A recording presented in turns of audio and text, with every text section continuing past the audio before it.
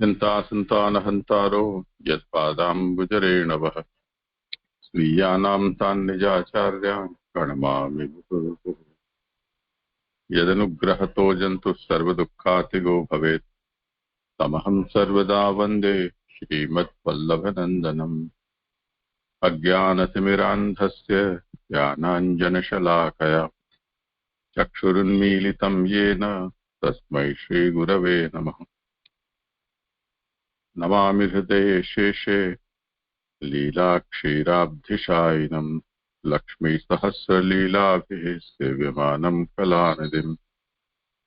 चतुर्भिश्च चतुर्भिश्च चतुर्भिश्च त्रिभिस्तथा षड्भिर्विराजते योऽसौ पञ्चधा हृदये मम। करो। हाँ, दंडवत प्रणाम जय जय। हाँ, मेरा ही क्रम है जय जय। आज भी एक श्लोक रह गया था कल का।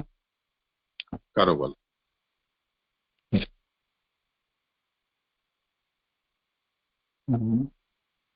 श्री भागवत जी के तत्व सुधारूप श्री सुबोधनी जी के अध्ययन क्रम में पूज्य जय जय के सानिध्य में अपन सुबोधनी जी का अध्ययन कर रहे हैं, जिसमें हम सभी श्री भागवत जी के द्वितीय स्कंद साधन लीला का विचारण कर रहे हैं। प्रथम स्कंद में श्रोता वक्ता के अधिकार निरूपण के उपरांत इस द्वितीय स्कंद में भगवत कथा के श्रवण के 3 अंगों का निर्धारण है, जो 3 प्रकरणों में विभेदित है।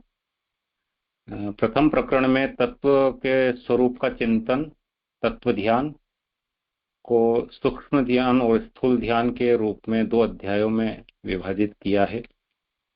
तत्पश्चात द्वितीय प्रकरण में रस प्रसाद अर्थात कथा के प्रति श्रोता वक्ता की श्रद्धा और हृदय की प्रसन्नता का निरूपण तीसरे और चौथे अध्याय में हुआ है। तो तीसरे प्रकरण में मनन या विमर्श 5 से 10वें अध्याय तक 6 अध्यायों में है, जिसमें 3-3 अध्याय विभागों में उत्पत्ति और उपपत्ति के आधार पर समस्त मूर्त अमूर्त पदार्थों में भगवत तत्व का निर्धारण आचार्य जी महाप्रभु जी ने प्रतिपादित किया। अभी तृतीय प्रकरण में उत्पत्ति के आधार पर किया गया विमर्श चल रहा है, जिसमें 5वें अध्याय में आदि भौतिक सृष्टि अर्थात जितने भी अनित्य या जड़ पदार्थ की उत्पत्ति है वो जनन के रूप में श्री आचार्य जी महाप्रभु जी ने समझाई, तथा भगवान से ही काल कर्म स्वभाव सत्वादि त्रिगुण पंच महाभूत महत्तत्व अहंकार दशेंद्रिय देवगण आदि मूर्त पदार्थों की उत्पत्ति का निरूपण हुआ, ये 5वें अध्याय में। तदुपरांत 6ठे अध्याय में नित्य परिचिन्न पदार्थ यानी कि जीव जो है उसकी समागम के रूप में उत्पत्ति बताई, तथा पूर्व सूक्त में जो भगवत स्वरूप का वर्णन हुआ वैसे ही भगवत स्वरूप का यहाँ वर्णन पूर्व सूक्त के अनुसार किया, और उससे स्पष्ट हुआ कि जितनी भी सृष्टि में व्याप्त वस्तुएं हैं वो उनका आधार रूप भगवान ही है।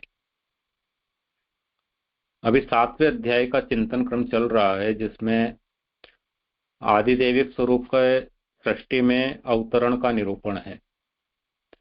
तो द्वितीय अध्याय सूक्ष्म ध्यान के श्लोक 18 से 13 में जो चतुर्भुज स्वरूप भगवान का विभिन्न अंगों और अलंकारों का प्रतिपादन हुआ है, उन विभिन्न अंगों और अलंकारों के गुण धर्म से प्रकटे हुए भगवद अवतारों का निरूपण यहाँ प्रसंग यहाँ चल रहा है, जिसमें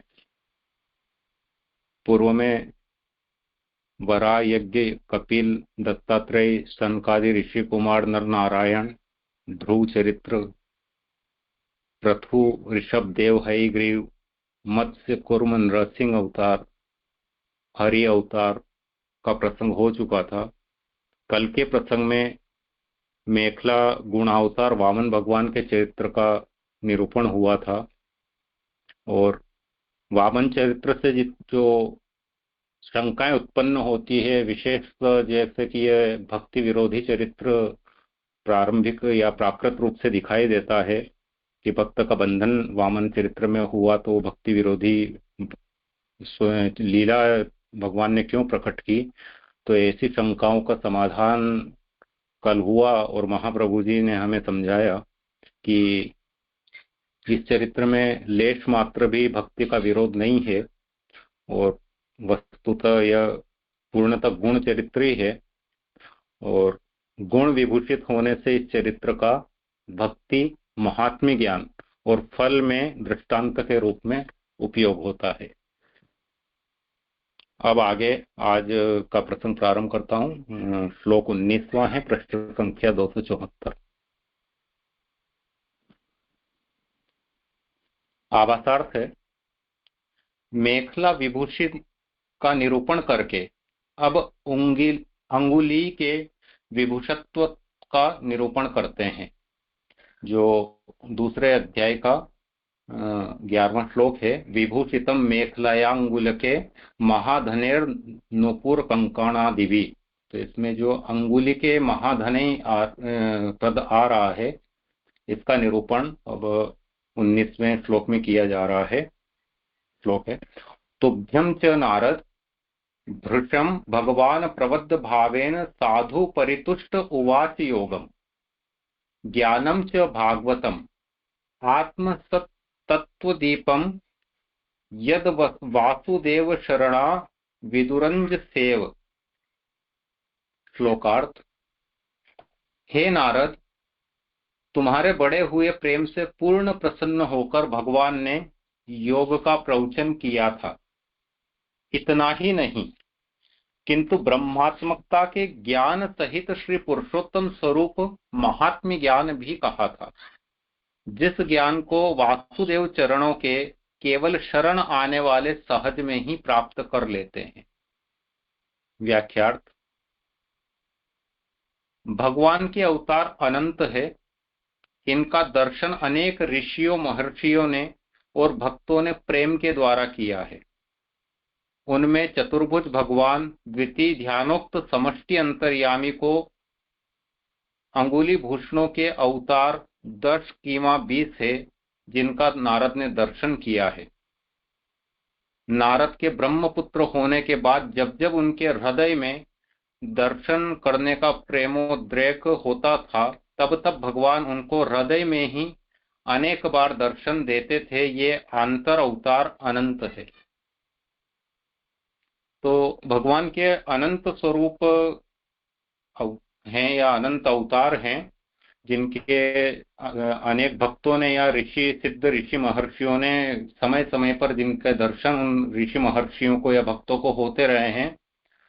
तो जैसे द्वितीय श्लोक के जो द्वितीय अध्याय के 11वें श्लोक में ये जो चतुर्भुज स्वरूप का निरूपण हो रहा है समष्टि ध्यान के अंतर्गत, तो चूंकि चतुर्भुज स्वरूप है तो वहां भगवान के चारों श्रीहस्त की उंगलियां 20 हुई। तो या इस तरह से यदि चतुर्भुज स्वरूप रखें तो 20 अवतार हो सकते हैं, द्विभुज स्वरूप रखें तो 10 अवतार हो सकते हैं। तो ये इस प्रकार के अवतारों का नारद जी सहित अनेक भक्तों ने जो है दर्शन किया है। और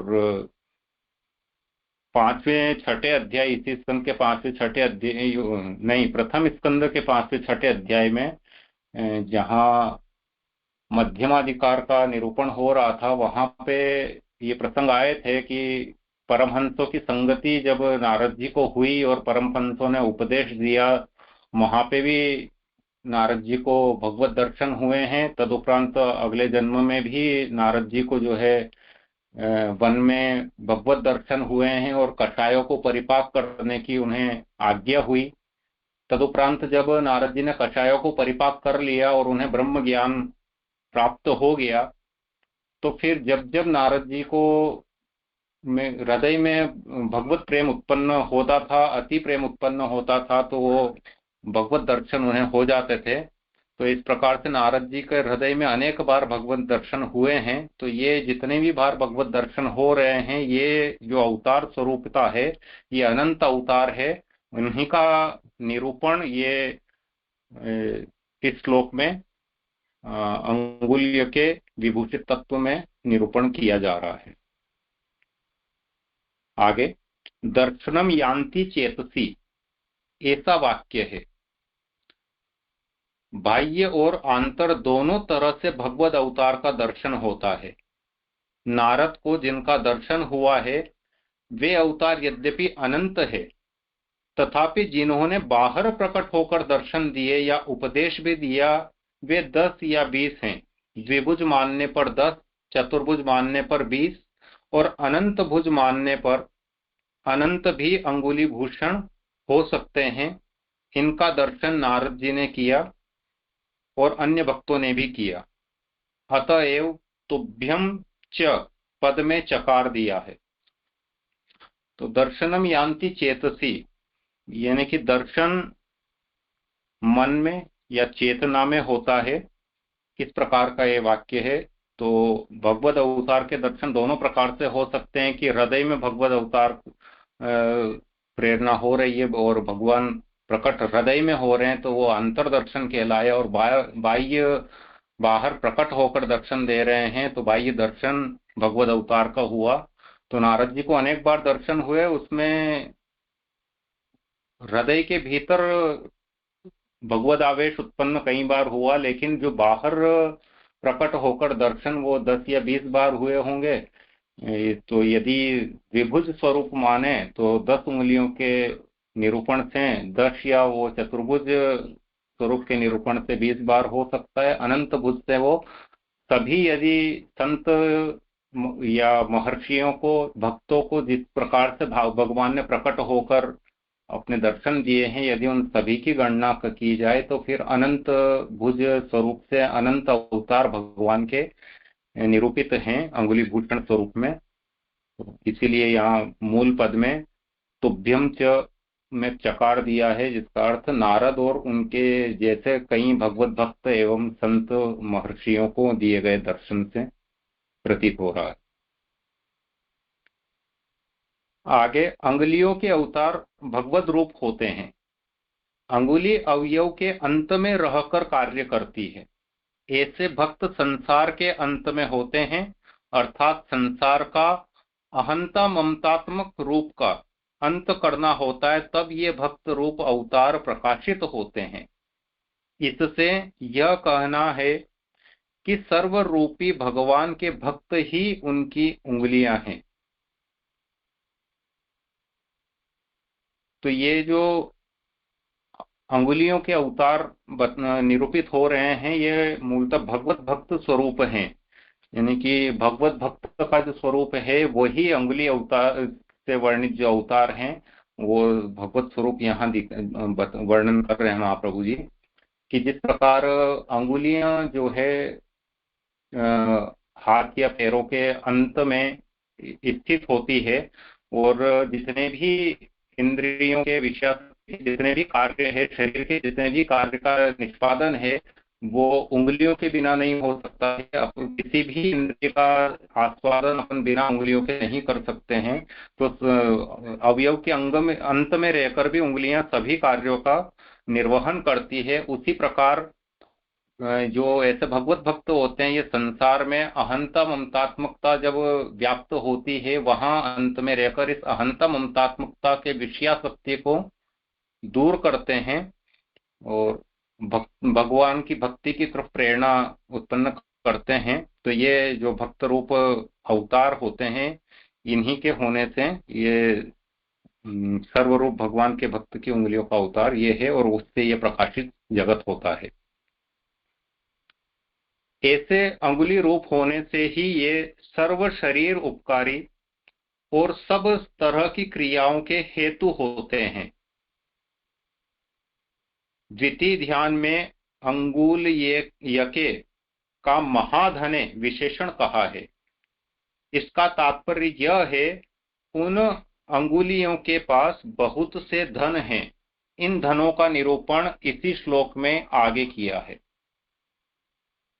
तो जैसा अपन ने देखा कि जिस प्रकार उंगलियां सर्व शरीर उपकारी होती है और सब क्रियाओं का हेतुभूत होती है, उसी प्रकार अहंतात्मक मंतात्मक विषयाशक्ति जो है इसके समाप्त करने के लिए और भगवत भक्त जन जो है या देवी जन जो है उनके उद्धारार्थ जितना भी कार्य निरूपण है वो ये अंगुली रूप भक्त जो है ये निष्पादित करते हैं संसार में।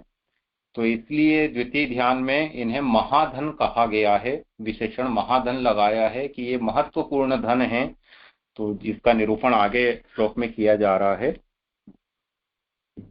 तुभ्यम का अर्थ है हे नारद तुम्हारे उपयोग में आने के लिए।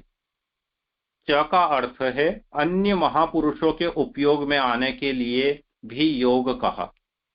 कहने में हेतु साधु परितुष्ट, मूल में जो आया है प्रबद्ध भावेन साधु परितुष्ट उवाच योगम। तो कहने में हेतु साधु परितुष्ट है, अच्छी तरह से प्रसन्न होने से। भगवान का साधु परितोष ही योग कथन का मूल्य है। थोड़े अंश में भी अपरितुष्ट भगवान अपना मूल्य नहीं कहते। भगवान की प्राप्ति का उपाय ही भगवान का मूल्य है, यही धन है। तो जो वो अंगुली रूप भगवत भक्त है उनके पास बहुत धन है, महाधन है जो विशेषण प्रयुक्त हुआ है। तो वो महाधन क्या है इसका निरूपण कर रहे हैं कि नारद जी, तुभ्यम मीन्स नारद जी, और चकार से ये उत्पन्न हुआ कि नारद जी जैसे अनेकों भक्त जिन्हें योग आदि किसी भी प्रकार की शिक्षा या किसी प्रकार का उपदेश प्राप्त हुआ है, उनके लिए कहा है कि उन्होंने साधु परितुष्ट, यानी कि भगवान जब अच्छी तरह से प्रसन्न हो जाते हैं तो अपना मूल्य कहते हैं, यानी कि जिससे भगवान की प्राप्ति की जा सके उस साधन को कहते हैं। जिससे भगवत प्राप्ति हो जाए वो उपाय ही भगवान का मूल्य है। तो योगादि जो साधन है उस प्रकार के उपदेश भगवान तभी भगवत भक्तों को देते हैं जब वो उनसे पूरी तरह प्रसन्न हो जाए। किसी भी प्रकार की अप्रसन्नता, असंतुष्टि भगवान में न हो तो पूर्ण प्रसन्नता के उपरांत ये अपना मूल्य भगवान देते हैं। आगे ये उपाय 4 हैं। तो भगवत प्राप्ति के जो 4 साधन हैं वो यहाँ बता रहे हैं कि ये उपाय 4 हैं। योग, भगवान महात्म्य ज्ञान, परिचर्या और जीवात्मा का ज्ञान। एक हाथ में 4 उंगली और अंगूठा रहता है। अंगुष्ठ भी उंगलियों के साथ मिलकर उनके समान बल वाला हो जाता है। तो भक्ति भगवान का मुख्य मूल्य है और मुख्य अवतार अंगुष्ठ स्थानीय है। यहाँ बता रहे हैं कि जैसे हाथ में 4 उंगलियां और एक अंगुष्ठ होता है, तो उसी प्रकार से जो 4 उपाय हैं, योग और भगवत महात्म्य ज्ञान, परिचर्या यानी कि सेवा और जीवात्मा का ज्ञान, तो ये चारों उंगलियों का स्वरूप है।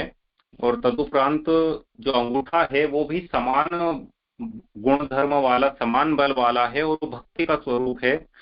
तो ये 5 साधन जो है वो भगवत प्राप्ति के साधन है, जिसमें से मुख्य अवतार अंगुष्ठ स्थानीय है, यानी कि भक्ति से जो भगवत अवतार होता है, भक्ति से प्रसन्न होकर या भगवत कृपा, भक्ति के कारण उत्पन्न भगवत कृपा से जो भगवत अवतार होता है वह मुख्य अवतार है।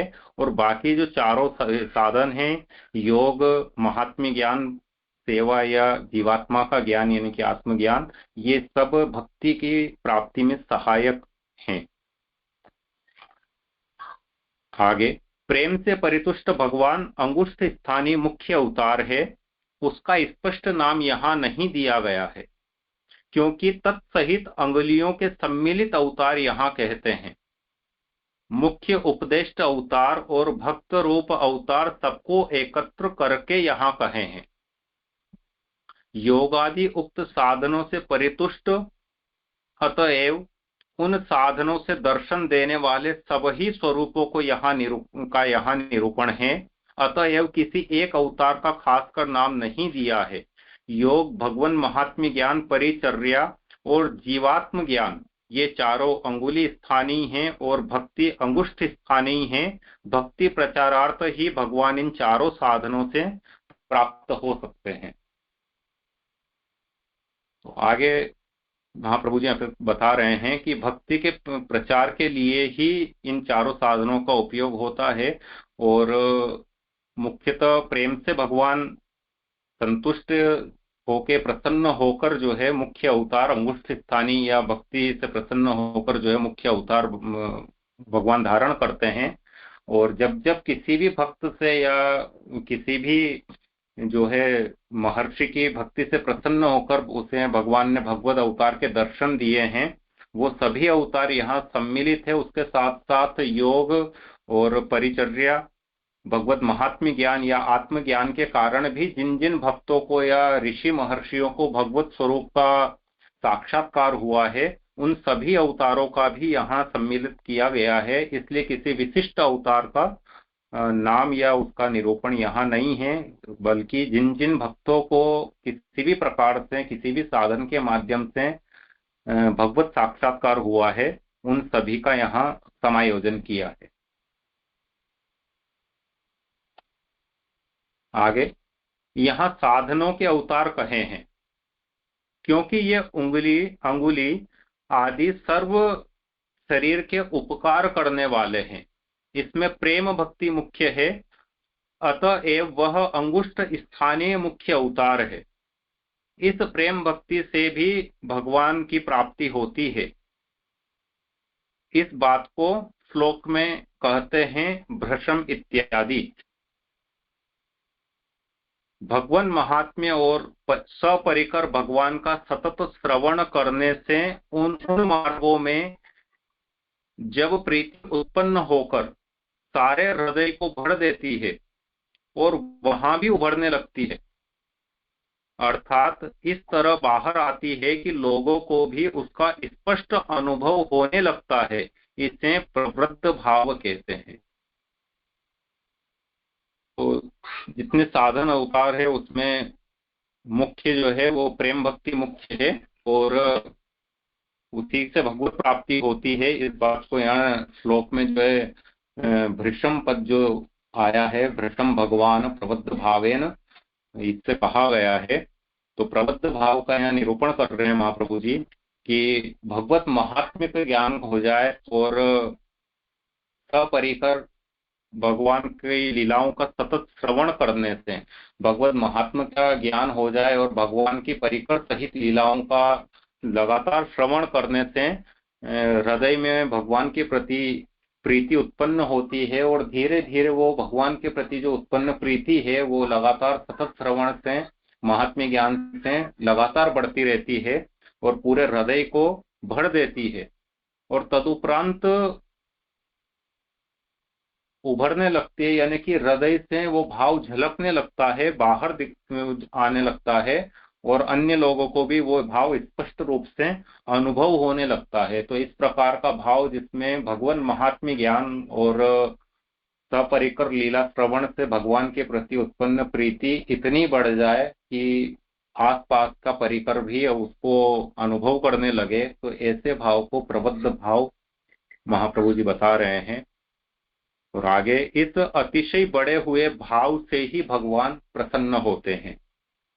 प्रेम प्रवाह में आ जाने से भगवान के गुण और भगवान का पूरा अवगाहन हो सकता है।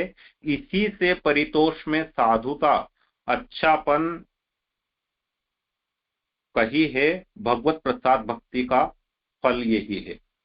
तो इस प्रकार का जो प्रवृत्त भाव है उसी से भगवान जो है प्रसन्न होते हैं और प्रेम प्रवाह में आ जाने के कारण या इस प्रकार के प्रवृत्त भाव में भक्ति और प्रेम उत्पन्न हो जाने पर उस भक्त के गुण और भगवान दोनों का ही ज्ञान उस भक्त को हो जाता है और इसी को जो है भगवान का परितोष या भगवान की पूर्ण प्रसन्नता यहाँ कहा गया है। और ये भगवान की पूर्ण प्रसन्नता ही जो है वो भगवत प्रसाद या भक्ति का फल है।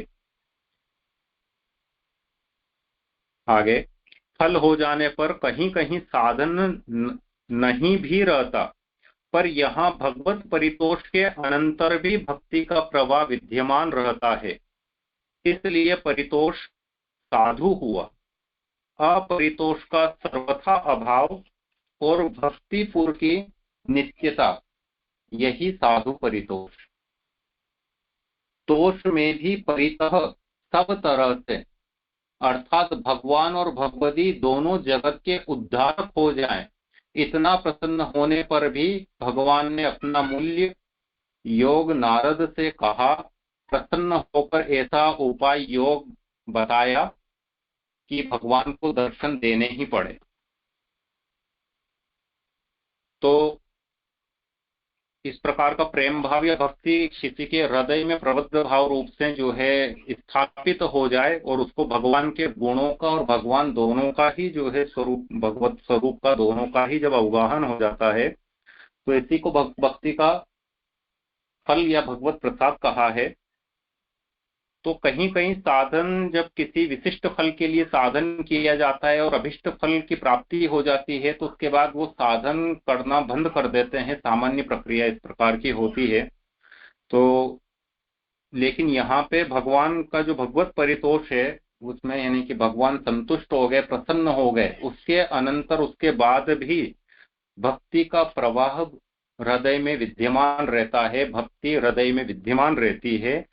और इसी कारण ये जो भगवत प्रसन्नता है इसको साधु कहा है, यानी कि बहुत उत्कृष्ट प्रसन्नता या परितोष यहाँ कहा है। इसकी उत्कृष्टता का कारण यही है कि वहाँ जो है भक्तिपुर की निश्चितता है कि फलोपरांत भगवत स्वरूप और भगवत गुण दोनों का अवगाहन होने के पश्चात भी उसी प्रकार का भक्ति भाव हृदय में नित्यता के साथ उपस्थित है और किसी भी प्रकार के असंतोष का, अपरितोष का सर्वथा अभाव है। थोड़े भी अंश में भगवान की अप्रसन्नता नहीं है, इसलिए इसको साधु परितोष या उत्कृष्ट प्रसन्नता भगवान की कही गई है। तो भगवान और भगवती दोनों जब इस प्रकार से जगत के उद्धारक हो जाते हैं, तो इतना प्रसाद होने पर भी भगवान अपना मूल्य भक्तों को, यहाँ उदाहरण तो नारद जी को कह रहे हैं, जिसमें उन्होंने पंचरात्र आदि योग का उपदेश नारद जी को दिया है। तो वो इसलिए कि इस योग का उपयोग करके, इस प्रकार के साधनों का उपयोग करके अन्य भक्त भी भगवत परितोष प्राप्त कर सके। आगे लूं जी?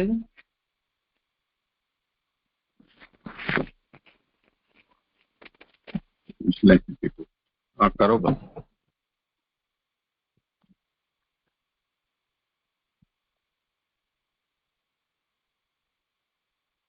आगे है, करो। यहाँ यह प्रश्न होता है कि भगवान तो भक्त से ही दर्शन देते हैं, तो फिर यहाँ योग से दर्शन देना कैसे कहा? इसका समाधान करते हैं कि बाहर आकर दर्शन देने में तो भक्ति ही कारण है, पर हृदय के भीतर तो योग से ही दर्शन देते हैं।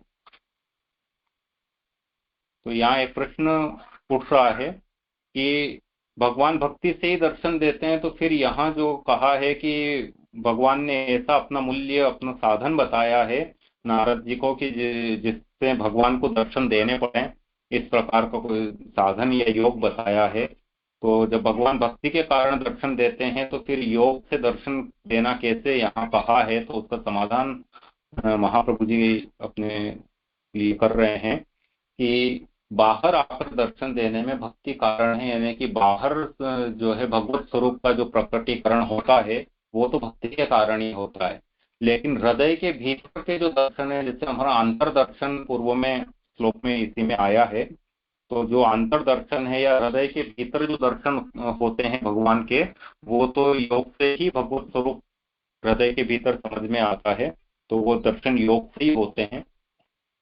आगे विद्यमान पदार्थ के दर्शन होने लगने से दो बातें हो जाती है। भगवान की समझ और जीवों के आत्मा का तत्व प्रदर्शन। जब अंतर्दर्शन होने लगते हैं, यानी कि जो विद्यमान पदार्थ है, जितने भी जगत पदार्थ है, उनमें व्यापक ब्रह्म का दर्शन होने लगता है, इस प्रकार की अवस्था जब हो जाती है या भीतर दर्शन होने लगते हैं, तो ये दो बातें होती है कि एक तो भगवत स्वरूप की समझ हो जाती है, भगवान की समझ, और दूसरा होता है जीवों के आत्मा का तत्व प्रदर्शन, यानी कि आत्म तत्व का ज्ञान जो है उस भक्त को या उस जीव को हो जाता है। तो श्लोक में जो च दिया है उसका तात्पर्य यह है कि सर्वत्र व्यापक ब्रह्म पदार्थ का भी ज्ञान हो जाता है। तत्व सर्वत्र व्याप्त है और वे ब्रह्म रूप है। तत्व, आत्मा और भगवान का ज्ञान, ये तीनों ही ज्ञान एक ही ज्ञान शब्द से यहाँ कह दिए हैं। ब्रह्म के स्वरूप का ज्ञान आकाशस्थ लिंगात इत्यादि सूत्रों के द्वारा ब्रह्म मीमांसा शास्त्र में कहा गया है। यहां बता रहे हैं कि जो तत्व सर्वत्र व्याप्त है, यानी कि ब्रह्म का जो स्वरूप सर्वत्र व्याप्त है, जो सबका आधारभूत है, तो उसका ज्ञान हो जाता है। तो तीन तरह का ज्ञान यहाँ बता रहे हैं कि एक तत्व ज्ञान, दूसरा आत्मज्ञान और तीसरा ब्रह्म ज्ञान या भगवत स्वरूप का ज्ञान।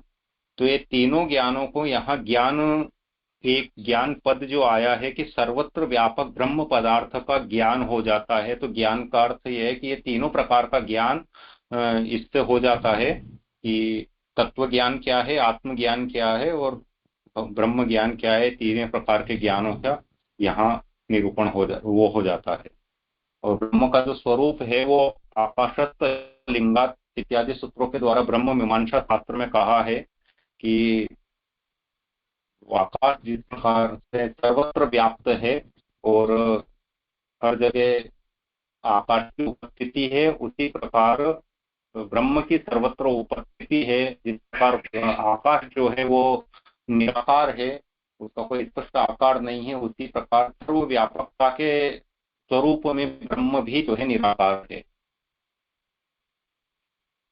आगे ब्रह्म विचार शास्त्र का यह कथन है कि सृष्टि के पूर्व में जो निधर्मक ब्रह्म पदार्थ है, बस वह ही सृष्टि अवस्था में सर्वधर्म स्वरूप क्रियाओं के रूप में आप ही प्रकाशित होता है।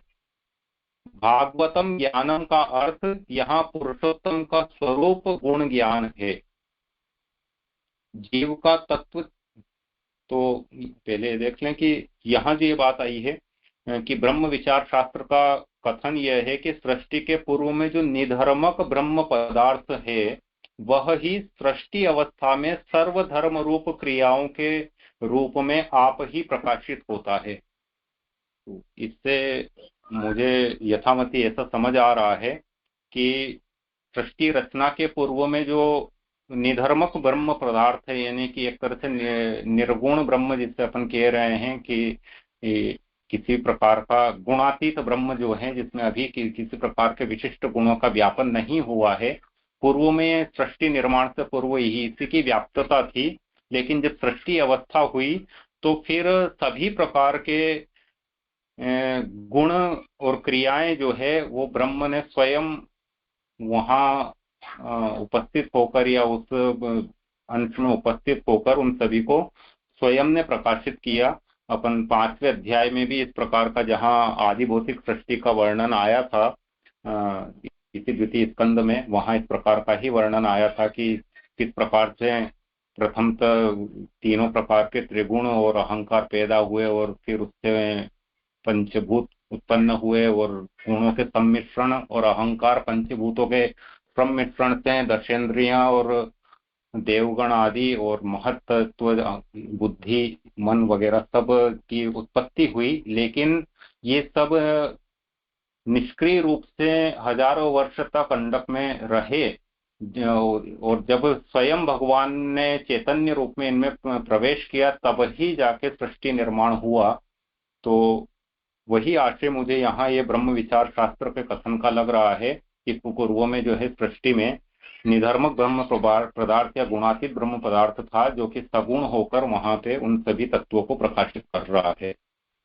तो पुरुषोत्तम के स्वरूप का और गुणों का जो ये ज्ञान है, यही भागवत ज्ञानम का जो पद यहाँ आया है उसका अर्थ है। आगे, जीव का तत्व चैतन्य रूप है, इसका प्रकाश समझ अहमाकारा वृत्ति के फल में किंवा चैतन्य रूप में स्वयं प्रकट हो जाने से भी होता है। यह समझ ही दीप है और यह भगवान का ज्ञान आत्मदीप के साथ प्रकट होता है, इसलिए इसे मूल में आत्म तत्व दीपम कहा है, अथवा ब्रह्म का आत्मा में प्रकाशित होना ही आत्म तत्व दीप का अर्थ है। च से वैदिक क्रिया योग भी लिया गया है, अर्थात भगवद अवतारों ने नारद को पंचरात्रोक्त क्रिया योग का भी उपदेश दिया था। इस पंचरात्रोक्त क्रिया योग साधन का फल भक्ति है, यह आगे कहेंगे। तो आगे जो बात आ रही है कि जीव का तत्व चैतन्य रूप है, तो इससे पूर्व में जो ज्ञान का निरूपण हुआ था कि तीन प्रकार का ज्ञान शब्द से यहाँ प्रतिबिंबित हो रहा है कि तत्व, आत्मा और भगवान, तीनों का जो ज्ञान है वो एक ज्ञान शब्द से आया है। तो इस पैराग्राफ में मुझे जो स्फुरित हो रहा है वो ये है कि इन तीनों ज्ञानों का निरूपण ये कह रहे हैं कि प्रथम ये ब्रह्म विचार शास्त्र से निधर्मक पदार्थ जो सगुण बन रहे हैं, ये तत्व ज्ञान है कि जितने भी मूर्त पदार्थ हैं, जितने भी तत्व हैं, उन सभी में भगवत अंश ही होने के कारण मूल उनका आधार भगवान ही है। ये जो है तत्व ज्ञान का स्वरूप हुआ। उसके बाद ये जो अब आ रहा है कि जीव का तत्व चैतन्य रूप है, यानी कि जीवात्मा चैतन्य रूप है, तो इसका प्रकाश है, इसकी समझ अहमाकारा वृत्ति के फल में कि वह चैतन्य रूप के स्वयं प्रकट हो जाने से भी होता है। तो यदि आत्मज्ञान की बात करें तो आत्म तत्व की समझ या आत्म तत्व का ज्ञान तब ही हो सकता है। उसके दो यहाँ बात बताइए कि यह भगवान का स्वयं हृदय में आत्मा में प्रकट हो जाए तो आत्म तत्व का ज्ञान होता है, और भगवान स्वयं आत्मा में जब प्रकट होते हैं तो वो कब होते हैं, जबकि अहंकार यानी कि इंद्रियों की वृत्तियां जो है उन्हें समझ के और इंद्रियों की वृत्तियों को नियंत्रण किया जाए, तब जाके आत्म तत्व का ज्ञान होता है। तो ये जो आत्म तत्व में भगवान की अवस्थिति है, इसी को जो है यहाँ दीप कहा है, जिसको आत्मज्ञान या आत्मदीप कह सकते हैं। और इस प्रकार का जो आत्मज्ञान जब भगवान के ज्ञान के साथ प्रकट होता है तो ये एक तरह से ब्रह्म ज्ञान भी हो गया, और इसी को मूल में जो है आत्म तत्व दीपम कहा है, यानी कि ब्रह्म का आत्मा में प्रकाशित होना, इसी को आत्म तत्व दीप का अर्थ यहाँ कहा है। और आगे वैदिक क्रिया योग भी लिया है, जो मूल श्लोक में च आया है, तो ज्ञानम च भागवतम, तो इसमें जो चकार आया है उसमें वैदिक क्रिया योग भी लिया है, अर्थात ऐसे साधन यानी कि भगवद अवतार आदि के द्वारा नारद को जो रात्रोक्त क्रिया योग का उपदेश दिया गया था, जिससे भगवत प्राप्ति या भगवत भक्ति फलित होती है, उनको भी यहाँ लिया गया है। तो वो जो पंचरात्रोक्त क्रियायोग साधन का फल भक्ति है, ये आगे कहेंगे कि इस प्रकार के पंचरात्रोक्त योग का जो फल है वो भक्ति किस प्रकार है, वो आगे निरूपित हो रहा है।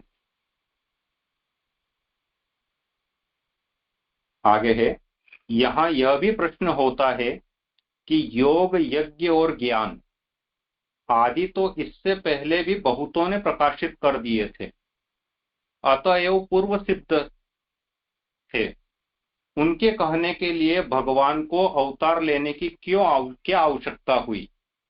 अब एक प्रश्न यहाँ पुनः उत्पन्न हो रहा है कि जब योग, यज्ञ और ज्ञान इस प्रकार के जो साधन हैं, ये तो पूर्व से बहुतों ने इनके ऊपर प्रकाश डाला था, इनको बहुतों ने समझाया है, तो और इनसे क्या फल होने मिलने वाले हैं ये भी पूर्व से निरूपित थे। तो फिर भगवान को अवतार लेकर इस प्रकार के साधन बताने की क्या आवश्यकता हुई? तो उसका उत्तर में महाप्रभु जी समझा रहे हैं कि यद वासुदेव शरणा इत्यादि, जो मूल श्लोक में आया है, यद वासुदेव शरणा विदुरंज सेव, तो इस पद की व्याख्या इसके प्रत्युत्तर में महाप्रभु जी कर रहे हैं कि नारद के आगे अवतारोत्तम पंचरात्र में कहे योगादि साधनों से ही भक्ति रूप फल किंवा उक्त फल मिलते हैं। नारद से जो पंचरात्रोक्त योगादि अवतारोत्तम यानी कि स्वयं भगवान भगवद अवतार में प्रकट होकर इस प्रकार के जो योगादि साधन कहे हैं, उनसे ही भक्ति रूपी फल जो है या अन्य प्रकार के फल मिलते हैं। पूर्वोक्त ज्ञान और भक्ति रूप फल की प्राप्ति इस पंचरात्रोक्त योगादि साधनों के द्वारा होती है, अन्य वैदिक क्रिया योगादि के द्वारा नहीं। तो जो पंचरात्र में जिस प्रकार का क्रिया योग भगवान ने वर्णन किया है, नारद जी को जिस प्रकार का उपदेश दिया है, उसी से भक्ति रूपी फल की प्राप्ति होती है। अन्य योगादि साधनों से भक्ति फल की प्राप्ति नहीं होती है, उसके अभिष्ट फल कुछ और हो सकते हैं, लेकिन भक्ति फल की प्राप्ति उस प्रकार के साधनों से नहीं होती है।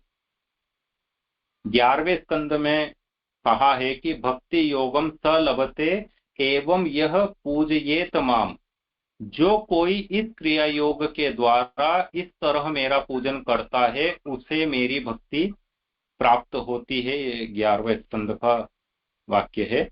तो इस क्रिया योग में तप आदि सहकारी साधनों की अपेक्षा नहीं है। वे न रहें तो भी सत्वाधिष्ठात्री देवता मोक्षदाता भगवान वासुदेव के शरण जाने मात्र से सहज में ही पूर्वोक्त विविध ज्ञान आदि फल मिल जाते हैं। अतः विदु और ज्ञानम 2 बार कहने से इस मार्ग की सुगमता दिखाई दी है। तो जो प्रश्न प्रारंभ में उठा था कि योग, यज्ञ और ज्ञान आदि तो पूर्व से ही बहुतों ने प्रकाशित कर दिए थे, पूर्व सिद्ध थे, तो फिर भगवद अवतार लेकर इस प्रकार के साधन की आवश्यकता क्या हुई बताने की? तो यहाँ उसका खुलासा महाप्रभु जी कर रहे हैं कि ये जो क्रिया योग या तप सहकारी साधन जो है, भक्ति की प्राप्ति में ये विशेष इनकी अपेक्षा नहीं है। और जो भगवद अवतारों ने पंचरात्र आदि में जिस प्रकार का क्रिया योग बताया है, उस तरह से पूजन करने से ही भगवान की प्राप्ति होती है, स्वयं भगवान के वचन हैं। तो जो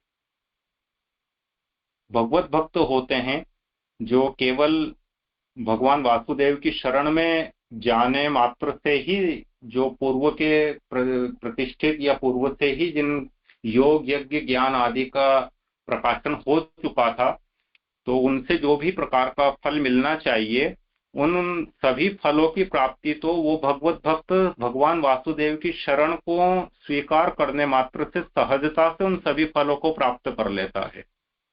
तो इसलिए वो किसी प्रकार के योगादि साधन की तरफ उन्मुख नहीं होता है। इसलिए पृथक से जो है ये क्रिया योग का उपदेश भगवान दे रहे हैं। अथवा यह भी तात्पर्य है कि भगवदेव परायण भक्त योग, ज्ञान किंवा कर्म को भगवद अवतार के आगे कुछ भी मान नहीं देते, इसलिए उनका अपने मुख से उपदेश देने के लिए भगवान ने अवतार लिया। कि जो भगवत परायण भक्त है, जो केवल भगवत प्रसन्नता में ही अपना भाव रखते हैं, उनके लिए ये अन्य साधन जो हैं, चाहे वो ज्ञान हो, कर्म हो या योग हो, वो उनको किसी प्रकार का महत्व नहीं देते भगवत अवतार के आगे। और इस कारण ये भक्त जो है भक्ति के साथ साथ ज्ञान योग और कर्म आदि को भी महत्व दें या उन्हीं की तरफ भी जो है कुछ अपना सम्मान रखें, इसलिए भगवान ने स्वयं वो अवतार रूप में प्रकट होकर इनका उपदेश दिया। तो इसका फल यह हुआ कि भगवदुक्त होने के कारण अब कर्म ज्ञान आदि पर भी इन लोगों की श्रद्धा हो गई, उनका आचरण ये भी करने लगे, ज्ञानादि मार्ग में आने लगे और सफल भी हुए। जो भगवान प्रकट होकर पूर्वोक्त क्रिया योगादि का उपदेश देकर उन मार्गों में इन भक्तों को न लाते तो ये लोग भक्ति की मस्ती में आकर मदांध हो जाते, कुमार्गगामी हो जाते, क्योंकि भगवान का प्रेम बेसुध कर देता है।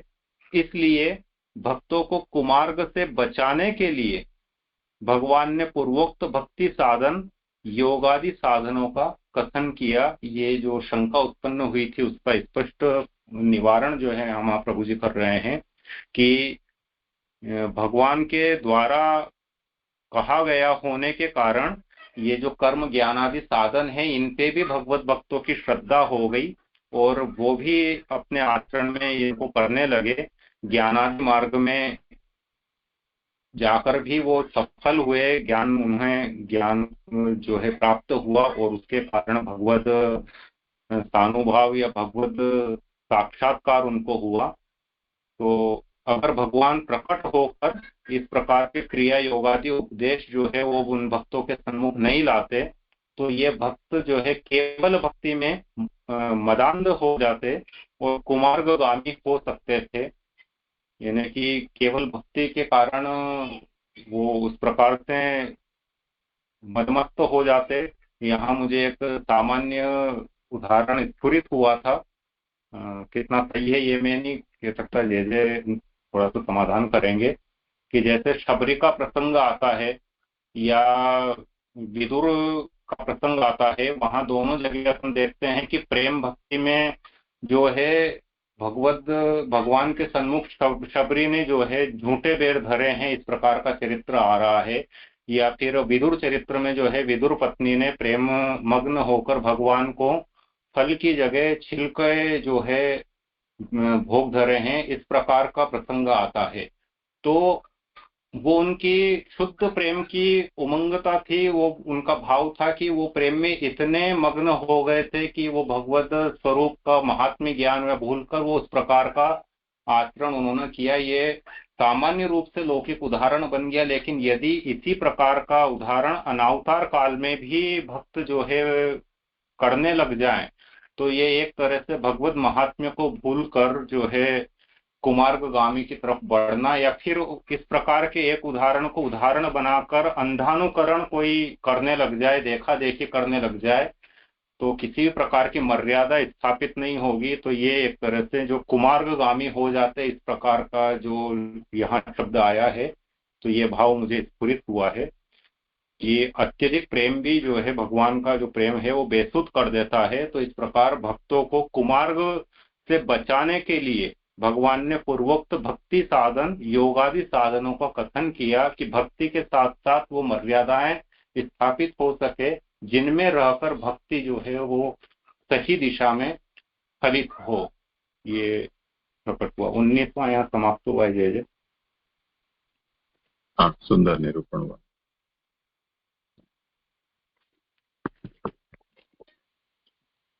हाँ जी जी जी, इसमें एक ये प्रश्न था कि एक साधु परितुष्ट शब्द आया, फिर दूसरा और थोड़े अंश में भी अपरितुष्ट भगवान अपना मूल्य नहीं कहता, और फिर नीचे चौथी पांचवी लाइन में आया प्रेम से परितुष्ट भगवान।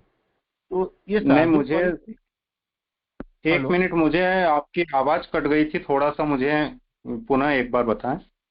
हाँ, ये 275वें पेज 275 पेज में जो सेकंड पैराग्राफ है उसमें एक आया साधु परितुष्ट कि अच्छी तरह से प्रसन्न हो जाने से, फिर आया थोड़े में भी अपरितुष्ट भगवान अपना मूल्य नहीं कहता, और फिर नीचे एक शब्द है प्रेम से परितुष्ट भगवान अंगुष्ठ स्थानीय मुख्य अवतार है, उसका स्पष्ट नाम यहाँ नहीं दिया है। और फिर नीचे के पैराग्राफ में साधु परिशिष्ट की बहुत मतलब वखान किया है महाप्रभु जी ने कि वो, तो साधु परितुष्ट और प्रेम से परितुष्ट ये दोनों एक ही है कि अलग है, ये थोड़ा मुझे समझ नहीं आया।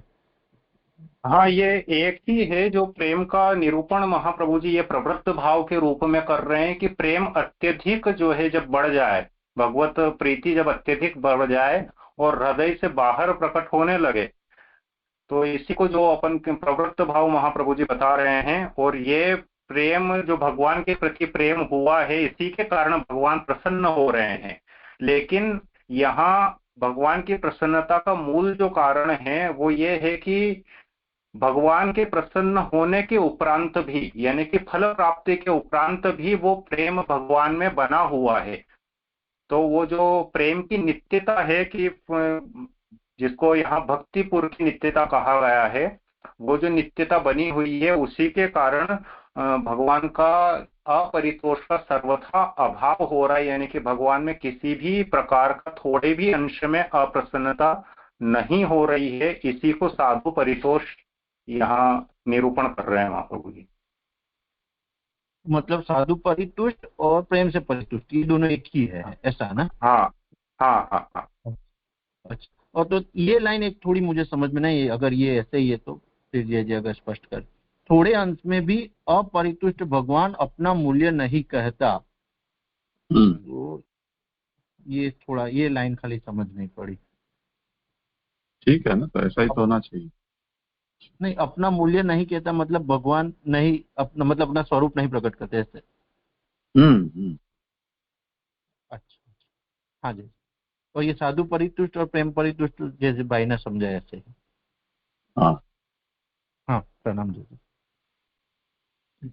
जी, ये 76 पेज पे दूसरे पैराग्राफ में जैसे ऐसा है कि यहाँ ये प्रश्न होता है कि भगवान तो भक्ति से दर्शन देते ही हैं, तो फिर यहाँ योग भी दर्शन दे, योग से भी दर्शन देते, ये कैसे कहा? तो उसका समाधान में ऐसा आया कि यानी जो समाधान आया कि बाहर आकर दर्शन देते हैं वो भक्ति से, और आंतरिक दर्शन योग से देते हैं, ऐसा समाधान आएगा। तो प्रश्न ये था कि भक्ति से क्या आंतरिक दर्शन नहीं देते, एक था। तो फिर या इसे ऐसा समझना कि आगे जाके नीचे अंत में ऐसा समझाया कि योग से भी भक्ति की यानी दान करते हैं प्रभु, पहले योग उसके बाद भक्ति। तो ये उस योग की बात है जो भक्ति की प्रारंभिक है, जहाँ पे भक्त को आंतरिक दर्शन होते हैं, ऐसे समझना है। करो समझ।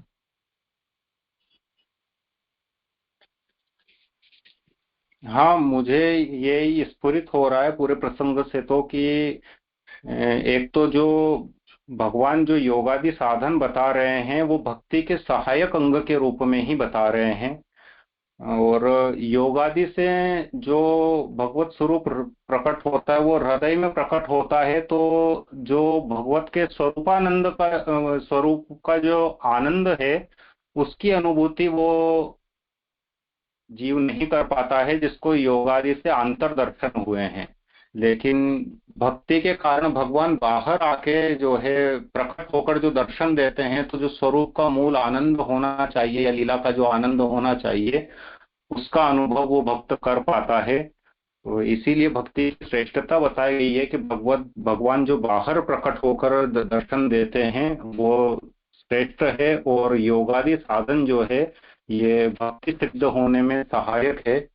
ऐसा ही मुझे यहाँ स्फुरित हो रहा है। जे थोड़ा सा प्रकाश करें तो ज्यादा कृपा होगी। जी कैसे समझ?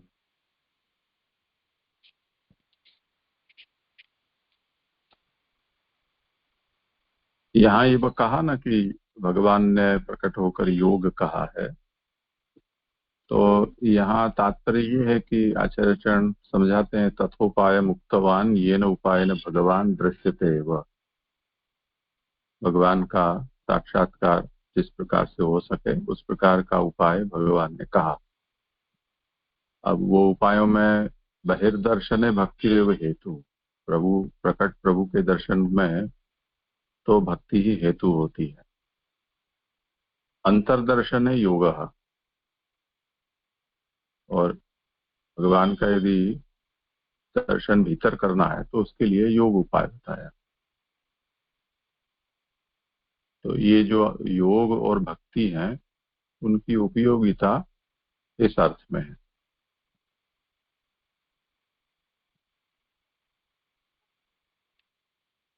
जी जी जी। लेकिन जैसे भक्ति से अंतर्दर्शन हो सके ये तो ये समझ सके ना, जैसे यानी योग तो यानी जिनको भक्ति नहीं है वे योग के द्वारा अंतर भजन करें, अंतर उनको या अंतर्दर्शन होते हैं, लेकिन भक्ति से अंतर और बाहर दोनों होते हैं, ऐसा समझ सकें।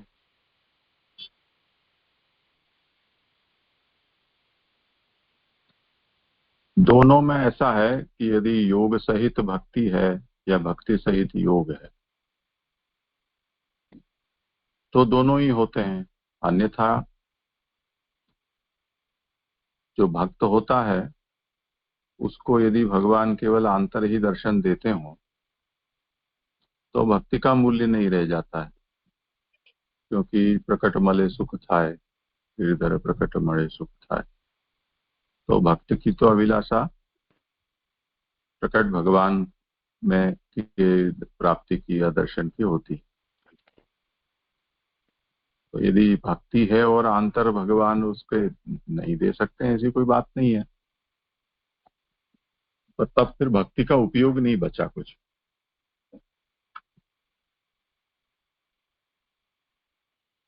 तो वो तो सभी सकते हैं, और यदि प्रमेय बल का विचार किया जाए तो योग से भी प्रभु बाहर दर्शन दे सकते हैं योगी को भी।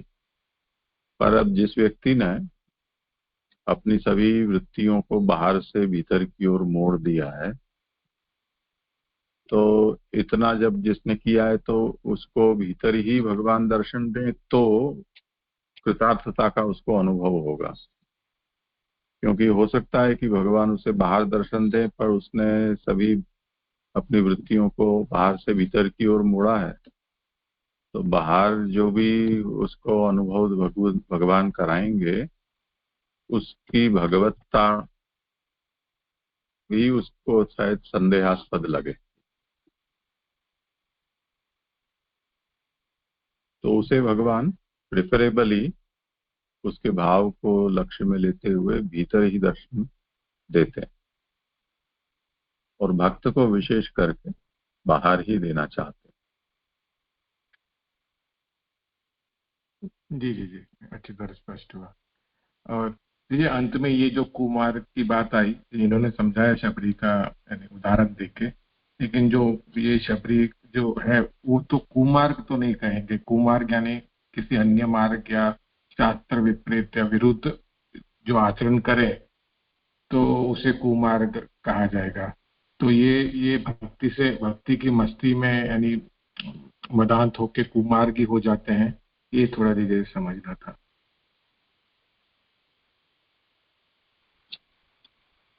इसमें जैसे विवेक धैर्याश्रय में महाप्रभु आज्ञा करते हैं, प्रार्थिते वा तथक्यम स्यात् स्वामी भिप्राय संशयात्।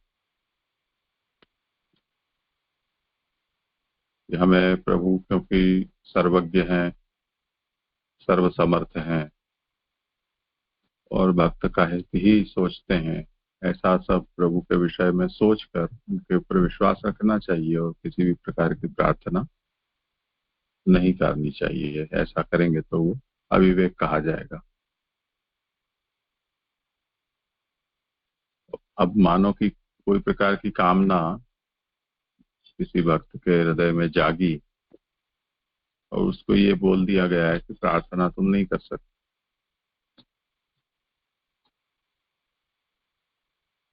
तो उसका एक विपरीत प्रभाव उसके मन में ये पड़ सकता है कि अच्छा तो मैं मेरा फोड़ लूंगा। जैसे बच्चों के साथ कई बार ऐसा होता है कि जब उनके ऊपर बहुत ज्यादा प्रतिबंध डाल दिए जाते हैं वो चोरी करने लग जाते हैं। जैसे बूला मिश्र के प्रसंग में आया, उसको ऐसा कटाक्षपूर्ण वचन कहे तो उन्होंने कहा ठीक है, अब मैं जा रहा हूँ, तो छोड़ कर चले गए घर। जगन्नाथ राय जी के प्रसंग में आता है कि उन्होंने जगन्नाथ राय जी के लिए ऐसे शब्द बोले, तो उन्होंने कहा कि अब तुम्हारी नाक नहीं कटवाऊं तब तक मैं वापस नहीं आऊंगा। तो कभी कभी ऐसा प्रभाव भी इसका पड़ सकता है। उसी तरह यहाँ भी ये आज्ञा करते हैं कि जो भगवत परायण हो जाते हैं वो फिर सभी को तुच्छ मानने लग जाते हैं। ऐसा भी कई बार होता है।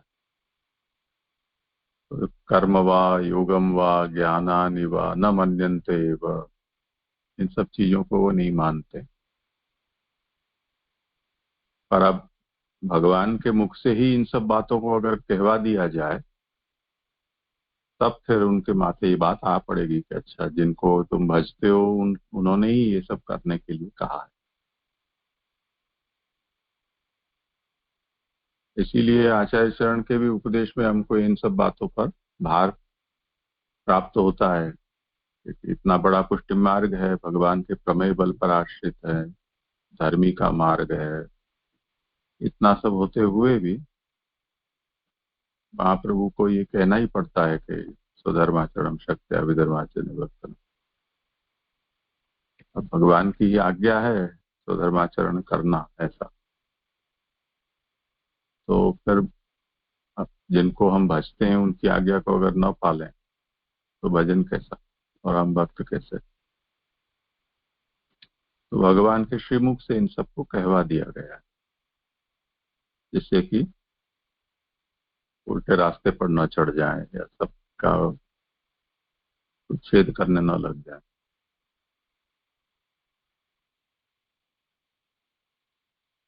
जी जी जी, अच्छी तरह स्पष्ट हुई। धन्यवाद। ये प्रणाम जी। जी यहाँ पे ये जो है वो 274 में पेज में जो व्याख्या स्टार्ट हुआ उसमें तीसरी लाइन है कि चतुर्भुज भगवान द्वितीय ध्यानोक्त समष्टि अंतर्यामी को अंगुली भूषणों के द्वारा अवतार 10 किंवा 20 है जिनका नारद ने दर्शन किया। तो यहाँ पे जो भगवान के अवतार है अंगुली भूषणों के अवतार 10 किंवा 20 ऐसा दिखाया। तो ये जो लास्ट में है वही पेज पे लास्ट में दूसरी लाइन है लास्ट से कि इससे यह करना है कि सर्वरूपी भगवान के भक्त ही उनकी अंगुलियां है। तो यहाँ पे जो भक्त है उनको भगवान की अंगुलियां ऐसा ऐसा दिखा रहे हैं। और ये आगे ये जो बात आई 275 पे दूसरे पैराग्राफ में है कि योग भगवान महात्म्य ज्ञान परिचर्या और जीवात्म ज्ञान ये 4 अंगुली स्थानीय है और भक्ति अंगुष्ठ स्थानीय है। तो देखिए ये समझ में नहीं आ रहा है कि भाई यहाँ पे ये अंगुली स्थानीय जो है उसमें ये 3 प्रकार के वर्णन आ रहे हैं, तो फिर इसको कैसे समझना। करो समाधान।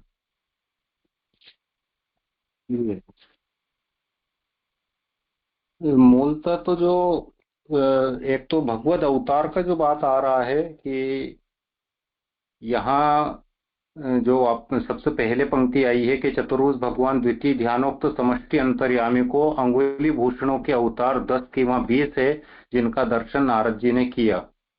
तो ये तो जो मूल यहाँ अपन ने पूरे जितने अवतारों का निरूपण देखा, जो द्वितीय अध्याय में जिस प्रकार का वर्णन निरूपण हुआ है और उनके गुण धर्मों से जो समानता यहाँ अवतारों के की गई है, उस एस्पेक्ट में अपन देख रहे हैं कि वहाँ जो है चतुर्भुज स्वरूप का जो निरूपण है और वहाँ जो उंगली चतुर्भुज स्वरूप के उंगली अवयव है उसको 10 या 20 द्विभुज मानने पर 10 और चतुर्भुज है तो 20, उस प्रकार से अवतारों की संख्या का है। लेकिन जैसे बाकी अवतारों में प्रत्येक अवतार का एक नाम है और स्वरूप है कि वो अवतार क्यों प्रकट हुआ और कहाँ से प्रकट हुआ, तो ये जो अंगुली अवतार है ये अनेक हैं और वो भगवत भक्त के स्वरूप में है, जो यहाँ पैराग्राफ के अंत में आ रहा है कि सर्वरूपी भगवान के भक्त ही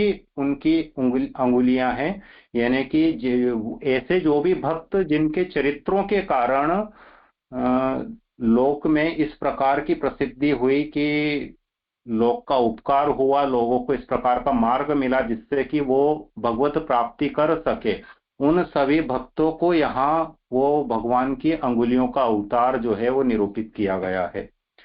और फिर जब वो अंगुलियों का अवतार है तो यहाँ जो महाधनेर पद साथ में आ रहा है, यानी कि उन अंगुलियों में कोई महत्वपूर्ण धन है।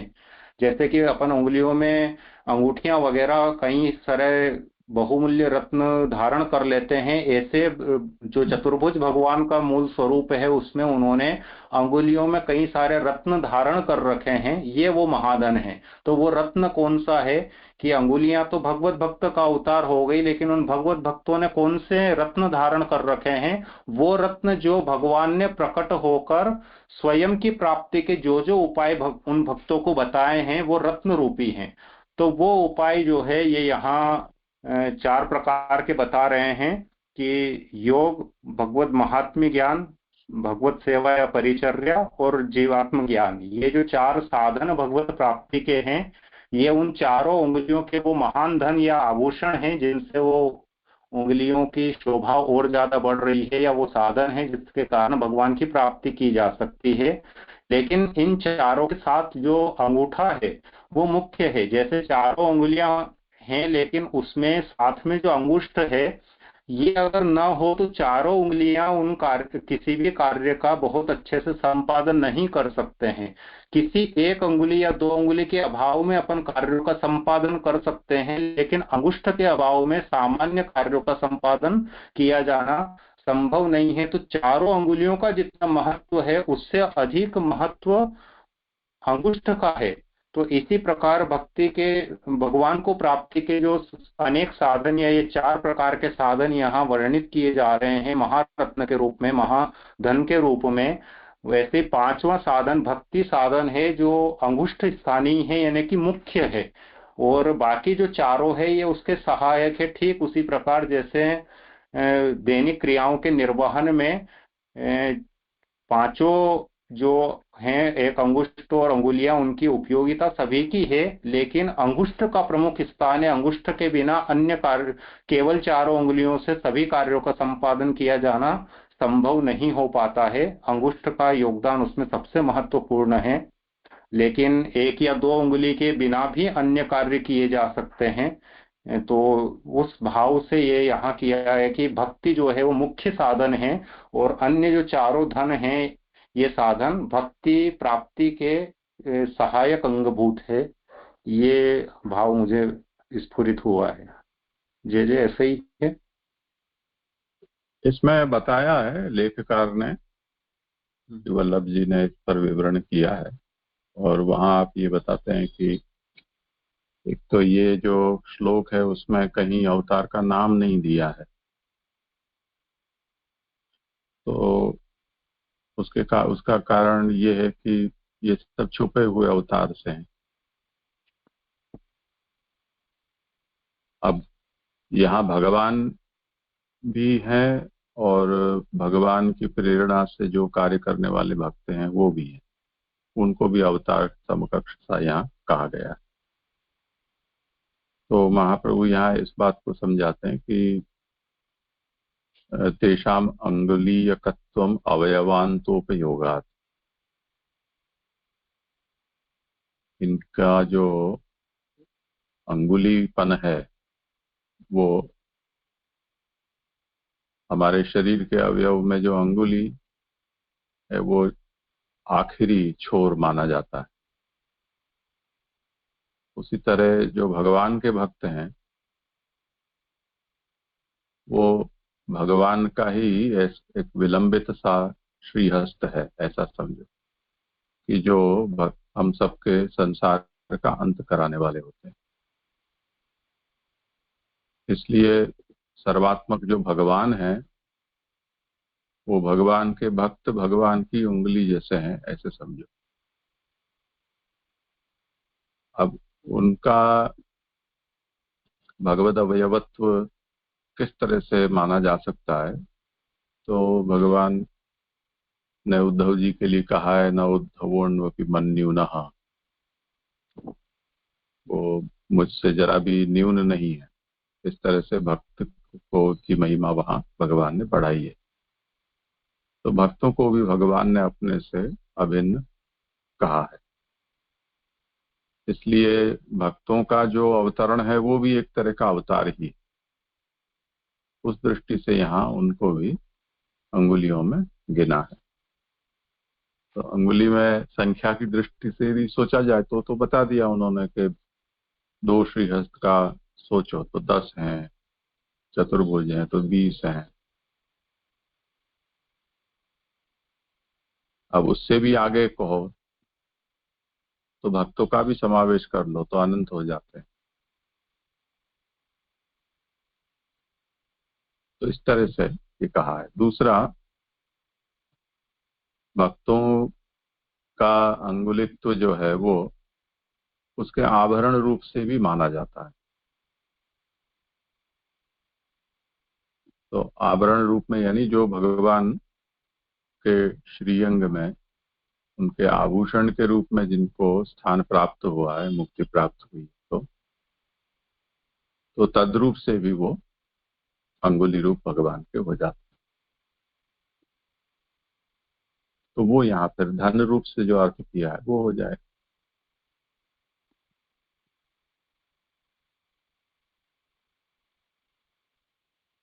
जी जी, आया समझ में दीजिए।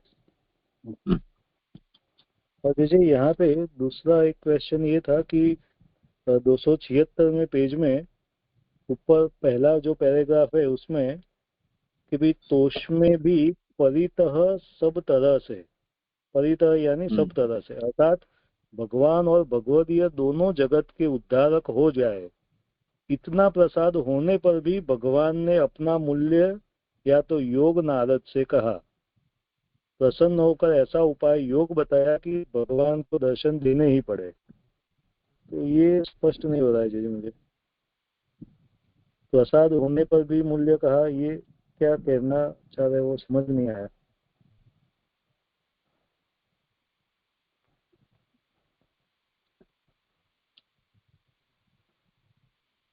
करें समाधान।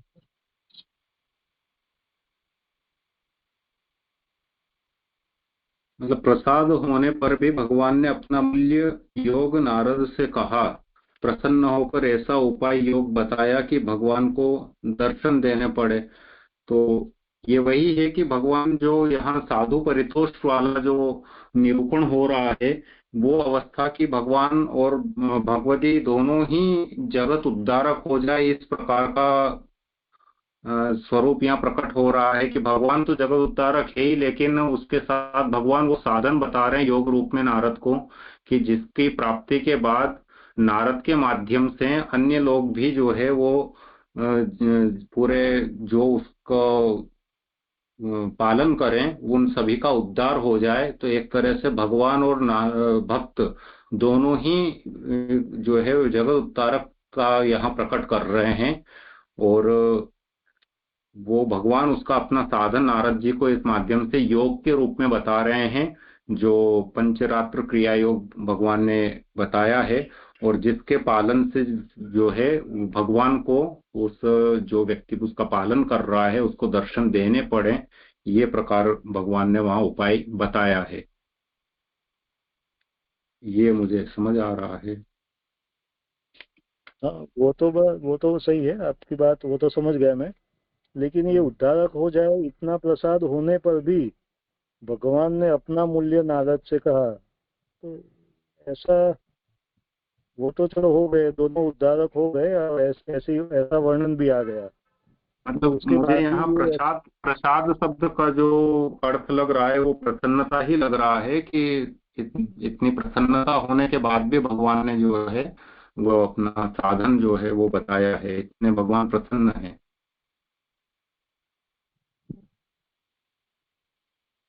ठीक है, चलो ऐसे ही लेना है ना चीजें।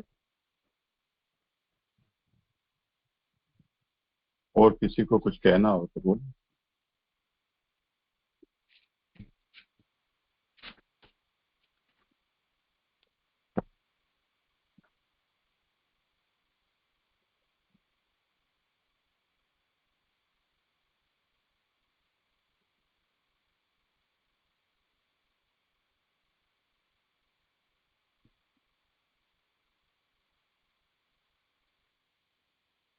दंडवत प्रणाम दीजिए। अभी जैसे इन्होंने बताया उसी तरीके से मुझे भी आशा लग रहा है कि भगवान और भगवत जी दोनों जगत के उद्धारक हो जाए, इतना प्रसाद होने पर भी अब वो भगवान अब अपना मूल्य जो यानी कि जो धन है वो धन क्या है योग, वो नारद से कह रहे हैं। वो जो योग है वो कैसा है, उपाय है कि अब चूंकि जैसे भगवत जी में भी उद्धारकता लानी है, तो नारद जी के माध्यम से वो योग साधन कि भाई नारद जी ने वो योग किया तो नारद जी को अंतर दर्शन प्रभु के हुए, तो ऐसा वो जो उद्धारक साधन है योग, वो नारद जी का अनुसरण करने वाले जितने भी हैं वो नारद जी को देखकर नारद जी के द्वारा किया हुआ उपाय जब अनुसरण करेंगे तो उन सबको भी भगवान दर्शन देंगे ही। ऐसा उपाय प्रभु ने प्रसाद रूप में बताया है, मतलब प्रसन्न होके प्रभु ने ये उपाय नारद जी को बताया, जो नारद जी ने उसका अनुसरण किया और वही प्रभु की वो प्रसन्नता यानी प्रसाद अब वो नारद जी का अनुसरण करने वालों को प्राप्त होगा, ऐसा आशय लग रहा है यहाँ पर। हाँ, वो तो सही बात है, वो तो उन्होंने वही बताया, लेकिन ये वाक्य रचना है ना वो थोड़ा, क्योंकि भगवान और भगवत ये दोनों जगत के उद्धारक हो जाए, फिर इतना प्रसाद होने पर भी, यानी वो कहने की जरूरत नहीं थी और फिर भी प्रभु ने कहा ऐसा, कुछ आ रहा है, ऐसे हाँ, समझना। क्योंकि ऊपर ऊपर वो बात आ रही है, परितोष की सब बात आ गई, अब उसके और ऊपर हाँ। ये उपरांत ये और बात कही जा रही है, ये अच्छा, तो फिर ऐसा वो ऐसा लग रहा है। कहने की जरूरत नहीं थी, फिर भी उन्होंने उपदेश दिया, हाँ, वो प्रसन्नता में उसको अधिक और कहा प्रदर्शित प्रभु किया। ने यूं प्रसाद रूप में और अधिक प्राप्त हुआ। जैसे अपन जैसे कई बार बता रहे, जैसे अपन पंद्रह में भी पढ़ा था कि एक प्रसन्नता होती है तो कभी किसी को क्या प्राप्त होता है, तो जो प्रसन्नता पे जो प्रसाद है वो यानी वो विशेष रूप से और प्राप्त हुआ, यूं अलग से और प्राप्त हुआ, ऐसा विशेष एक्स्ट्रा, ऐसा ऐसा लग रहा है। जी, मुझे ऐसे ही समझना है ना इसको। देख लो इसको, मूल के साथ भी देख लो। 19वें श्लोक में ये बता रहे हैं नारद जी को कि प्रवृद्ध भावे न, यानी भाव जब बहुत बढ़ जाए, प्रकृष्ट वृत्ति को प्राप्त हो, तो और उस पर भी साधु परितुष्ट, यानी भाव जब अतिशय प्रवृद्ध हो जाए और चारों ओर से परितः तुष्ट, चारों ओर से प्रसन्न हुए भगवान, ऐसे भगवान ने तुम्हारे लिए ये योग कहा और जीवों के तत्वरूप दीप के साथ भागवत का ज्ञान कहा। तो यहाँ पर प्रवृत्त भाव और साधु परितुष्ट, ऐसे भगवान की दो अवस्थाएं यहाँ बताई।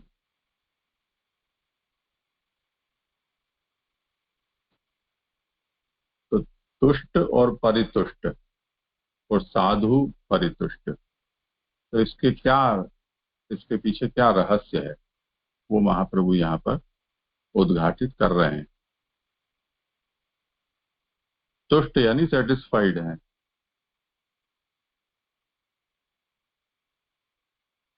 अब उसमें परि उपसर्ग भी जोड़ा है और साधु भी विशेषण उसमें लगाया है,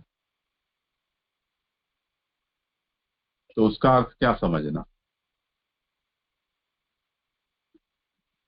तो उस पर आचार्य चरण आज्ञा करते हैं कि परितोषानंतरम अपि भक्तिपूरस्य विद्यमानत्वात् परितोषस्य साधुत्वम् अपरितोषा सह भावः स्वनित्यता च।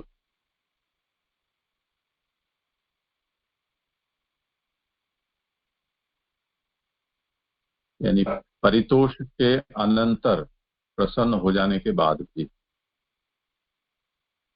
भक्ति का भक्ति पूरस्य विद्यमानत्वात्, भक्ति का पूर बना रहे, इसलिए यहाँ जो प्रसन्नता है उसका साधु भाव बताया गया है कि वो परितोष ऐसा है भगवान का कि जो परितोष साधु है। अने अपरितोषा सहभाव स्वनित्यता च, इसी को समझाते हैं कि ये परितोष से साधुत्व है वो किस प्रकार का है। तो उसे इस तरह से समझो कि प्रसन्नता यानी क्षणवार भी अप्रसन्न न रहना, उस प्रकार की प्रसन्नता की नित्यता, ऐसा ये साधु परितोष है। मतलब आचार्य चरणों के चरित्र में आता है, एक सेवक ने आप प्रभु प्रसन्न हुए कुछ मांगने के लिए कहा, तो उन्होंने ये कहा कि मैं ये मांगता हूं कि मैं कभी भी आपके ऊपर अप्रसन्न न हूं। तो सभी लोग कानाफूसी करने लगे, अरे ये क्या मांगा, ऐसा मांगना चाहिए कि आप कभी नाराज न हो। और उन्होंने ये मांगा कि मैं कभी आपके ऊपर नाराज न हूं, मैं कभी आपसे रूठ न जाऊं। तो महाप्रभु ने कहा कि बहुत दूर की सोची है इन्होंने, क्योंकि गुरु है वो शिष्यों के ऊपर कभी भी नाराज होते हैं, तो अगर साथ में रहे व्यवहार में तो ये तो होना ही है। नाराज होते हैं तो उसमें नाराजगी से भी शिष्य का तो कल्याण ही होता है। पर अगर शिष्य गुरु से नाराज हुआ तो गया समझो। तो उस दृष्टि से यहाँ ये बताया है कि ये जो साधु परितोष है वो ऐसा परितोष कि जो भक्ति का पूर है वो सदा सर्वदा एक रस बना रहे, उसमें कभी कोई कमी न हो। तो उसका यहाँ विवेचन किया है कि परितोषानंतरम अपि भक्ति पूरस्य विद्यमानत्वात् परितोषस्य साधुत्वम, ये साधु परितुष्ट का अर्थ हुआ। अब उसके आगे बताते हैं कि परितस्त्वन्तु तदीयानाम अपि उद्धारकत्वेन, ये जो परितोष है वो ऐसा परितोष है कि वो एक जनरेशन आगे और उसकी उद्धारकता एक्सटेंड हो जाएगी।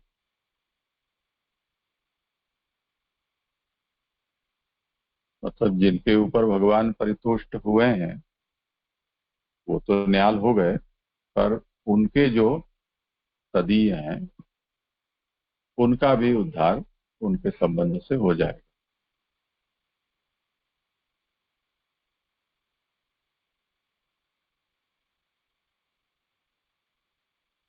तदा ही योगम उवाच,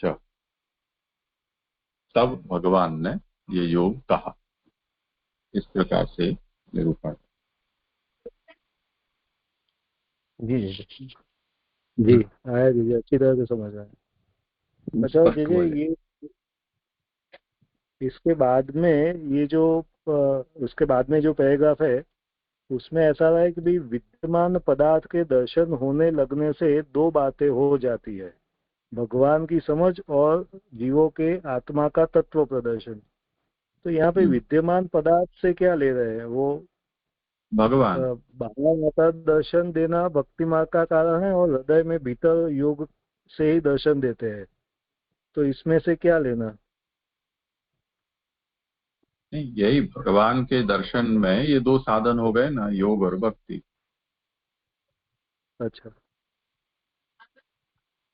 तो एक से जो है वो भगवान की समझ और दूसरे जो है वो जीवों के आत्मा का तत्व प्रदर्शन, ऐसे।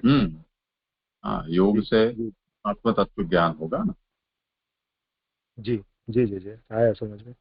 और जी ये लास्ट में जो उसके बाद में एक जो पैराग्राफ है उसमें अहमाकारा वृत्ति, तो ये जी अहमाकारा वृत्ति कैसे समझे, वो स्पष्ट नहीं हुआ। इसका कारण वो समाधान। चौथी लाइन है, इसका प्रकाश समझ अहमाकारा वृत्ति के फल में किंवा चैतन्य रूप के स्वयं प्रकट हो जाने से भी होता है।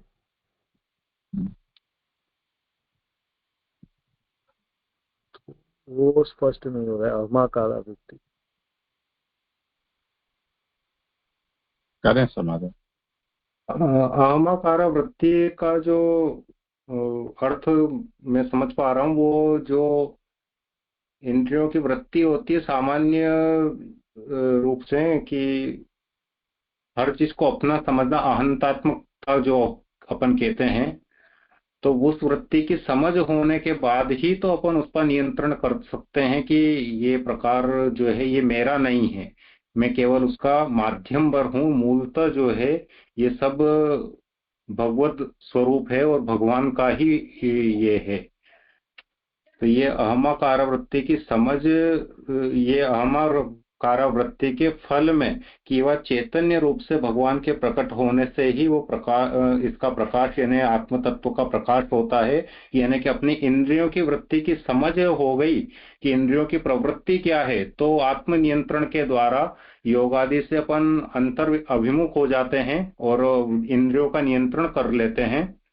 तो जो आत्म तत्व है उसकी सिद्धि हो सकती है और उसमें फिर जो है भगवत ज्ञान या भगवान के स्वरूप जो है उसमें आत्म तत्व में प्रकट हो सकता है। ये मैं समझ पा रहा हूँ। ऐसा ही है जय। यहाँ दो बात बताई ना कि विद्यमान से दर्शने द्वयम भगवतो ज्ञानम जीवानाम आत्मतत्व प्रदर्शनंच चकारात ब्रह्म ज्ञानंच स्वरूप ज्ञानंच ब्रह्म मीमांसायां निरूपितम निर्धर्मकः सर्वधर्मादिरूपेण स्वयमेव आविर्भवति इति। तो दो साधन बताए यहाँ। तीसरा साधन यहाँ जो मूल में चकार है, चकार का मतलब है ज्ञानंच भागवतमात्म सतत्व दीपम। तो साधु परितुष्ट भाव से भगवान ने योग कहा, ज्ञान कहा, उसके बाद चकार है। तो ज्ञान के साथ जो चकार दिया है उससे दो प्रकार के ज्ञान यहाँ महाप्रभु उसका अर्थ लेते हैं। एक तो जीवानाम आत्म तत्व प्रदर्शनम और चकार से ब्रह्म ज्ञानंच। तो जीव का आत्म तत्व का ज्ञान, इसी तरह अपने अंशी ब्रह्म का भी ज्ञान। तो ऐसा होने पर स्वरूप ज्ञान होगा। ये ब्रह्म मीमांसा में इसका निरूपण किया गया।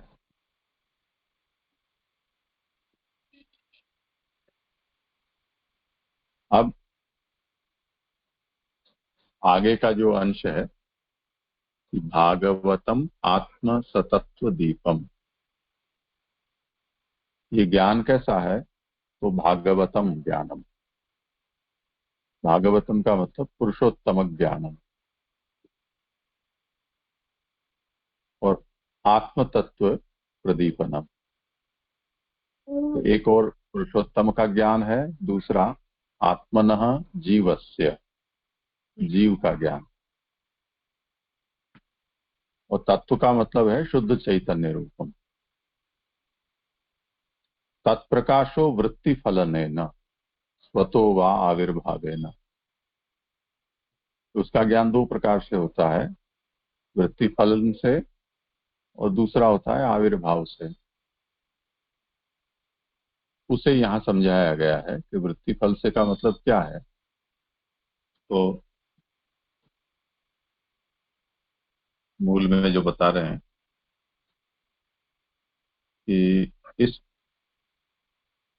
जीव का तत्व चैतन्य रूप है, इसका प्रकाश यानी इसकी समझ अहमाकारा वृत्ति के फल में, हम जो बोलते हैं ना अहम या मैं, तो अहम या मैं जो बोलते हैं वो हम जीव को ही वस्तुतः कहना चाहते हैं, क्योंकि हमारा मूल स्वरूप तो वही है। पर अब जीव के पास खुद का तो कुछ ऐसा उपकरण नहीं है कि जिसके द्वारा वो अपनी अभिव्यक्ति करा सके। तो हमारे उसके पास जो लिपटा हुआ अहंकार है, वो अहंकार जीवात्मा के सबसे ज्यादा नजदीक होता है। तो वो अहंकार ही अहम बन के जीव की भी उपस्थिति का बोध करा देता है। तो अहम आकारा, अहम गुजराती में हूँ कहते हैं, हिंदी में मैं कहते हैं। तो जो अहम आकार वृत्ति है उससे अथवा चैतन्य रूप के स्वयं प्रकट हो जाने से भी होता है। तो वो योग से साधित जो मन है वो आत्मा का साक्षात्कार कर पाता है। तो इस प्रकार की जो समझ है वो ही यहाँ पर दीप शब्द से कही गई।